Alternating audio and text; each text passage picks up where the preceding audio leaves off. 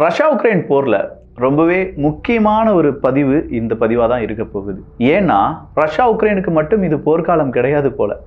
Entire வேர்ல்டுக்கே trade வார அறிவித்த Donald Trump அவர்கள் எல்லாரையுமே பேனிக் மோட்லேயே வச்சிருக்கார். சரி, ரஷ்யா உக்ரைன் போரில் இப்போ என்ன ஒரு கடைசி அப்டேட் அப்படின்னு கேட்டால் வேறு எதுவும் கிடையாதுங்க. ரஷ்யா ஒரு மரண அடி அடிச்சிட்டாங்க. இன்னைக்கு எல்லா நாடுகள்கிட்டையும் போய் உக்ரைன் அவங்களுடைய உதவியை கேட்குறாங்க. இது அஸ் யூஷுவல் நடக்கிறது தானே விக்கி. வேறு என்ன இம்பார்ட்டண்ட்டாக நடந்திருக்கு? ரஷ்யாவினுடைய எக்கானமி தான். ரஷ்யாவினுடைய எக்கானமி அப்படிங்கிறதும் டொனால்டு ட்ரம்ப் அவர்கள் போட்ட டேரிஃப்னால -3% குறைஞ்சிருக்கு. ஸோ ரஷ்யா அடுத்ததாக ஒரு முக்கியமான அறிவிப்பை கொடுக்க போகிறாங்க. அதுதான் எண்ணெய். கச்சா எண்ணெய் ஒரு பேரலுக்கு $59 விற்கப்படுகிறது. இது இப்போதைய ரொம்பவே லோவஸ்ட் ப்ரைஸ் அப்படின்னு சொல்லலாம். இப்படி ஒரு ப்ரைஸில் கச்சா எண்ணெய் விற்று வந்தார்கள் என்றால் அது ரஷ்யாவுக்கு பெரிய சிக்கலை ஏற்படுத்தும். அப்படின்னா என்ன அப்டேட் நடந்திருக்கு, இதையும் தாண்டி என்னென்ன செய்திகள் வந்திருக்கு அப்படிங்கிறத இந்த ஒரு பதிவில் பார்க்க போகிறோம். எல்லாத்தையும் பார்த்துடலாமா?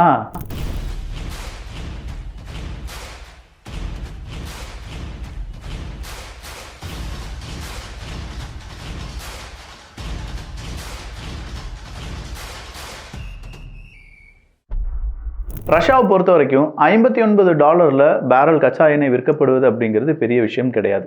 ஏன்னா ரஷ்யாவுக்கு எதிராக அங்கே ஆயில் கேப் அப்படிங்கிறது ஒன்று இருக்குது. இந்த ஆயில் ப்ரைஸ் கேப் அப்படிங்கிறத போட்டது யாருன்னு பார்த்தா ஐரோப்பிய ஒன்றியம் ப்ளஸ் அமெரிக்கா போன்ற நாடுகள் தான். ரஷ்யாவிடம் இருந்து எந்த ஒரு நாடு பேரல் கச்சா எண்ணெய் வாங்குறதா இருந்தாலும் $50 தான் வாங்கணும் அப்படின்னு சொல்கிறது தான் அந்த ஆயில் ப்ரைஸ் கேப். அதுக்கு கூடுதலாக வாங்கக்கூடாது, அதுக்கு குறைவாகவும் வாங்கக்கூடாது. அப்போ $50 அப்படின்னு சொல்கிறது குறைவாக வேணால் வாங்கிக்கலாம், ஆனால் கூடுதலாக வாங்கக்கூடாது.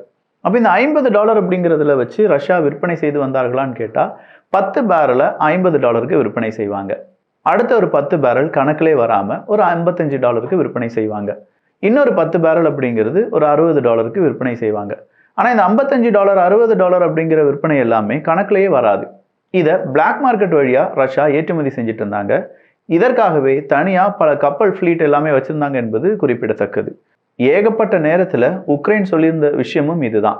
ரஷ்யா அவங்களுடைய கச்சா எண்ணெயை விற்பதற்காக ஃபாரின்லேருந்து வரவழைக்கப்பட்ட நிறைய கப்பல்களை, இல்லாட்டி ரஷ்யாவினுடைய பெயர் இல்லாத பல கப்பல்களை பயன்படுத்துகிறது அப்படிங்கிறது தான். சரி, இப்போ தான் ரஷ்யாவுக்கு பாதிப்பில்லைன்னு சொல்லிட்டு இருக்கியே, அப்படின்னா ஏன் ஒபெக் பிளஸ் நாடுகள் பயப்பட வேண்டும்?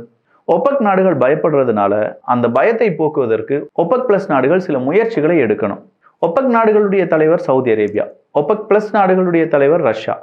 இப்போ உருவாகி இருக்கக்கூடிய இந்த ட்ரேடு வார்னால நிறைய நாடுகள் அடுத்ததாக வியாபாரம் நடக்குமா நடக்காதா, கடன் கிடைக்குமா கிடைக்காதா, இன்ஃப்ளேஷன் கூடுமா குறையுமா இப்படின்னு சொல்கிற பல கேள்விகளுடன் சுற்றி வருகிறார்கள். இந்த நேரத்தில் கச்சா எண்ணெய் அப்படிங்கிறது டிமாண்டு குறையும். ஏன்னா வியாபாரம் இல்லாமல் கச்சா எண்ணெயினுடைய தேவை என்ன? ஏதாவது ஒரு பொருளை உற்பத்தி செய்யணும், ஒரு பொருளை ஒரு இடத்துலேருந்து இன்னொரு இடத்துக்கு கொண்டு போகணும். இதுக்கு தானே கச்சா எண்ணெய் தேவை.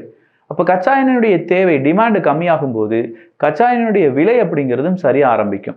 கச்சா எண்ணெயுடைய விலை சரிய ஆரம்பிக்கிறது $59 அப்படின்னா அது சரிவு தான். இந்த சரிவு அப்படிங்கிறது அடுத்தடுத்த எக்கனாமியை, குறிப்பாக சவுதி அரேபியா போன்ற நாடுகளுடைய எக்கனாமியை ரொம்ப பெரிய அளவில் பாதிக்கும்.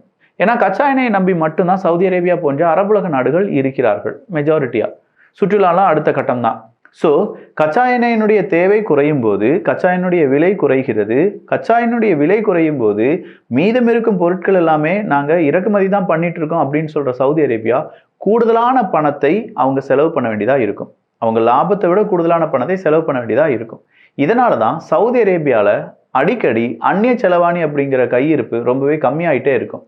ஸோ டாலருக்கு ஒரு பேரல் ஒரு $40 அப்படிலாம் வந்துருச்சுன்னு வச்சுக்கோங்களேன், மார்க்கெட்டுக்குள்ளே முடிஞ்சது. ஆயில் மார்க்கெட் அப்படிங்கிறது கிராஷ் ஆயிரும். அரபுலக நாடுகள் எல்லாருமே மறுபடியும் ஆண்டியா போயிடுவாங்க. இது எல்லாமே ஒரு புறம் நடக்காமல் இருப்பதற்காகத்தான் ஒபெக் பிளஸ் நாடுகள்கிட்ட ஒபெக் நாடு போய் உதவி கேட்குறாங்க. இப்போ டிமாண்டு கம்மியாயிருச்சு, ப்ரொடக்ஷனை நீ அதிகமாக செய்யாத அப்படிங்கிறது தான். இங்கே ஏன் ப்ரொடக்ஷன் அதிகமாக செய்யக்கூடாது?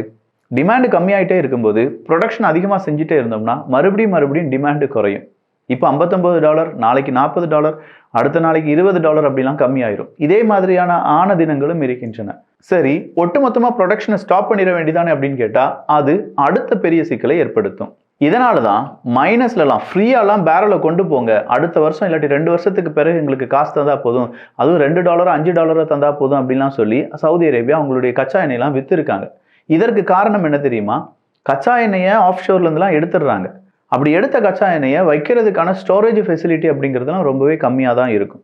அப்படியே ஸ்டோரேஜ் ஃபெசிலிட்டிலாம் முடிஞ்சிருச்சுன்னா மறுபடியும் அந்த கச்சா எண்ணெயை என்ன செய்வாங்க, பூமிக்குள்ளே திரும்ப அனுப்ப முடியாது. ஸோ எங்கேயாவது அதை கொடுத்து தான் ஆக வேண்டும். அதனால் அது மைனஸ்லாம் சில நேரங்களில் போன சரித்திரங்களும் இருக்கின்றன. இதெல்லாம் தாண்டி ரஷ்யாவினுடைய எக்கானமி அப்படிங்கிறது இதனால் அடிவாங்கும். ஸோ ரஷ்யாவினுடைய எக்கனாமி அடிவாங்கும், சீனாவினுடைய எக்கனாமி அடிவாங்கும் அப்படிங்கிறது அமெரிக்காவினுடைய நீண்ட நாள் திட்டம். டொனால்டு ட்ரம்ப் அவர்கள் வந்த கொஞ்சம் நாட்கள்லேயே இந்த டாரிஃப் வார் வழியாக இதை கொஞ்சம் சரிபார்த்து இருக்கிறார் அப்படின்னு சொல்லலாம். சீனா, நீ என்னதான் எனக்கு எதிராக டாரிஃப் வார் வச்சிருந்தாலும் நான் உனக்கு எதிராகவும் டாரிஃப் விதிப்பேன், 35%க்கும் அதிகமான டாரிஃபை மறுபடியும் நான் ரெசிப்ரோக்கல் டாரிஃபாக கொடுப்பேன் அப்படின்னு சொல்லி சீனா சொல்லியிருக்காங்க. உடனடியாக அமெரிக்கா என்ன தெரியுமா சொன்னாங்க, 8ஆம் தேதி வரை உனக்கு டைம், நீ எனக்கு எதிராக போட்டிருக்கிற டாரிஃபை கம்மி பண்ணலைன்னா இன்னும் 50% டாரிஃப் அப்படிங்கிறத அதிகப்படுத்துவேன் அப்படின்னு சொல்லியிருக்காங்க. இதுதான் உலக அரசாங்கத்தை அடுத்த லெவல் பேனிக் மோடுக்கு மாற்றி இருக்கக்கூடிய செய்தி. வெறும் 2 தினங்கள் மட்டுமே எஞ்சி இருக்கின்றன அமெரிக்காவினுடைய இந்த கால்குலேஷனுக்கு. ஒருவேளை அமெரிக்கா மறுபடியும் சீனாவுக்கு எதிராக அவங்களுடைய டாரிஃபை உயர்த்தினார்கள் என்றால் அது குளோபல் மார்க்கெட்டை இன்னும் கொஞ்சம் அதல பாதாளத்திற்கு கொண்டு போகும். இன்னைக்கே இந்தியாவுக்கு 19 லட்சம் கோடி காலி, அமெரிக்காவுக்கு பல லட்சம் கோடி ரூபாய் காலி அப்படிலாம் சொல்லிட்டு இருக்காங்கல்ல. இந்த நிலைமை இன்னும் நீடித்தது என்றால் முதலீட்டாளர்கள் பெரிய அளவில் பாதிக்கப்படுவார்கள்.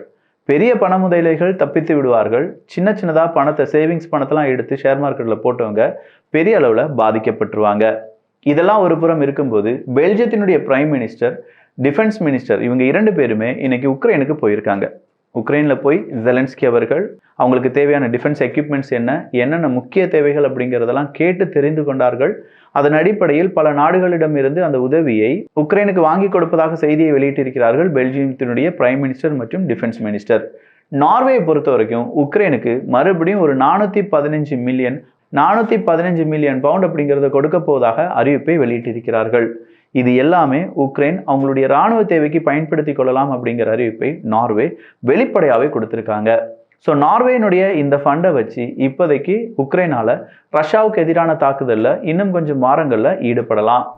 ரஷ்யா கார்கிவ் பகுதியில் மறுபடியும் மிசைல் தாக்குதலை நடத்தி இன்னைக்கு பல நபர்களை கொன்றிருக்கிறது அப்படின்னும், இது எதுவுமே மனிதாபிமான அடிப்படையிலான செய்திகள் கிடையாது, எனவே ரஷ்யாவுக்கு எதிராக வார் கிரைமை இதையும் சேர்க்க வேண்டும் அப்படின்னு சொல்லி உக்ரைனுடைய குரலும் உயர்ந்திருக்கிறது. ஆனால் ரஷ்யா என்ன கேட்குறாங்கன்னா, எங்கள் நாட்டுக்கு எதிராக ட்ரோன் அட்டாக் அப்படிங்கிறத பண்ணும்போது மட்டும் மனிதாபிமான அடிப்படையில் தான் செய்கிறீங்களா அப்படிங்கிற கேள்வியை கேட்டிருக்காங்க. கிரிவீரியா பகுதிகளில் ரஷ்யாவினுடைய தாக்குதல் அப்படிங்கிறது தான் பெரிய பேசு பொருளாக மாறி இருந்தது. அதை ஐநா சபை இப்போது தன்னிச்சையாக விசாரணை நடத்தி வருகிறார்கள். இந்த கிரிவியா அப்படிங்கிற பகுதியில் ரஷ்யாவினுடைய தாக்குதல், அதுவும் மல்டி ஸ்டோர் பில்டிங்கில் தான் ரஷ்யாவினுடைய இந்த தாக்குதல் இருந்திருக்கு. இந்த தாக்குதல் ஒரு வார் கிரைமாகத்தான் இருக்கும் அப்படின்னு சொல்லி உக்ரைன் சொன்னதை நாங்கள் கருத்தில் கொண்டு அதற்கான விசாரணையும் அதற்கான ப்ரூஃபையும் சேகரித்து வருகிறோம் என்கிற தகவலை வெளியில் விட்டுருக்காங்க ஐநா சபை. பாரிஸை பொறுத்த வரைக்கும் எல்லா இடங்களிலும் இரத்த கலரியாக மாறின அந்த ஸ்டாக் மார்க்கெட் காரணமாக ஒரு 6.5% ட்ராப் ஆயிடுச்சு அவங்களுடைய ஷேர் மார்க்கெட்.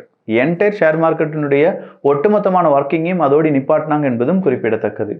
அடுத்ததா ஆயில் பிரைஸ் ட்ராப் ஆகிறத நாங்கள் உன்னிப்பாக கவனித்து வருகிறோம் என்கிற தகவலை ரஷ்யா கொடுத்திருக்கிறார்கள். வெறும் 12 மணி நேரத்தில் 6.4 ட்ரில்லியன் அமெரிக்க டாலர் ஸ்டாக் மார்க்கெட்லேருந்து, வேர்ல்டு லெவல் ஸ்டாக் மார்க்கெட்லேருந்து காணாமல் போயிருக்கு என்கிற தகவல் வெளியாகி இருக்கிறது. ட்ரோன் வால் அமைப்பதற்கான ஒப்பந்தத்தில் சில நாடுகள் ஒன்றிணைந்திருக்கிறார்கள், குறிப்பாக பால்டிக் நாடுகள் மற்றும் ஐரோப்பிய ஒன்றியம். ஆனால் இதை இப்போது பால்டிக் நாடுகள் மறுத்திருக்கிறார்கள். ஐரோப்பிய ஒன்றியம் எங்களுக்கு ஃபண்டு தரல இந்த ட்ரோன் வாலை உருவாக்குவதற்கு. பால்டிக் நாடுகள் எங்களுடைய பார்டரை நாங்களே செக்யூர் பண்ணுறதுக்காகத்தான் இந்த மாதிரியான ட்ரோன் வாலை நாங்கள் உருவாக்கிட்டு இருக்கோம் அப்படின்னு சொல்கிறாங்க. ட்ரோன் வால் அப்படிங்கிறது, அதாவது ட்ரோன் சுவர், இது ஒரு பெரிய கான்செப்ட். இதை வேறொரு பதிவில் ரொம்ப டீட்டெயிலாக பார்க்கலாம். ஐரோப்பிய ஒன்றியத்தினுடைய தலைவர்கள் இப்போது பேசுவது இதுதான். டொனால்டு ட்ரம்ப் அவர்களிடம் 0 டாரிஃப் அப்படிங்கிறத பற்றி பேச்சுவார்த்தை நடத்துவோம், அதை மீறி டொனால்டு ட்ரம்ப் அவர்கள் ஏதாவது செய்கிறாருன்னா நம்ம என்ன செய்யலாம், அடுத்த கட்டத்தை நோக்கி நகரலாம் அப்படின்னு சொல்லியிருக்காங்க. ஆனால் ஹங்கேரியனுடைய ஒர்பன் அவர்கள் சொல்லியிருக்காங்க, இல்லை நீங்கள் டொனால்டு ட்ரம்ப் அவர்களுக்கு எதிராக எந்த விதமான வரியும் உயர்த்தக்கூடாது, அவர்கிட்ட பேச்சுவார்த்தை வழியாக மட்டும்தான் இதை முடிக்கணும், அப்படி இல்லைனா இது ஐரோப்பிய ஒன்றியத்துக்கே பெரிய சிக்கல் அப்படின்னு சொல்லியிருக்காங்க. இஸ்ரேல் ஹமாஸ் யுத்தத்தில் இஸ்ரேல் மீண்டும் பெரிய தாக்குதலை நடத்தியிருக்காங்க. இன்னைக்கு இஸ்ரேலினுடைய நெத்தன்யாகு அவர்களும் டொனால்டு ட்ரம்ப் அவர்களும் வாஷிங்டன் டிசியில் வச்சு ஒரு ப்ரெஸ் மீட் கொடுப்பதாக இருந்தது, அது கேன்சல் செய்யப்பட்டிருக்கிறது. ஏகப்பட்ட ஜேர்னலிஸ்ட்டை இஸ்ரேல் மறுபடியும் கொண்டிருக்காங்க. பார்டர்லெஸ் டாக்டர்ஸ்னுடைய சாவுக்கும் இஸ்ரேல் காரணமாக இருந்திருக்கிறது. இது எல்லாம் தான் இப்போ வர இருக்கக்கூடிய அப்டேட். அடுத்த அப்டேட்டுக்காக நாளை தினம் வரை காத்திருங்கள். கொஞ்சம் மிசைல்ஸ், இன்னும் கொஞ்சம் முக்கியமான அப்டேட்டை அதில் பார்த்துடலாம். நல்லதை பகிர்ந்து நல்ல சமுதாயத்தை உருவாக்குவோம். நன்றி, வணக்கம்.